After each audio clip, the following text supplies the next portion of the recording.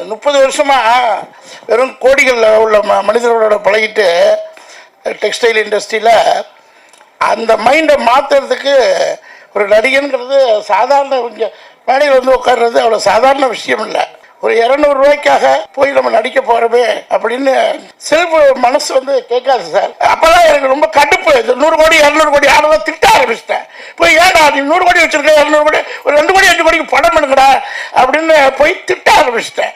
Manager என்னடா அவர் சொல்கிறாரு பொய்யோ டுபாக்குறோ எல்லாரும் திருப்பூர் போகலான்னு வந்து பார்த்தா எல்லாரும் பிரமிச்சிட்டாங்க.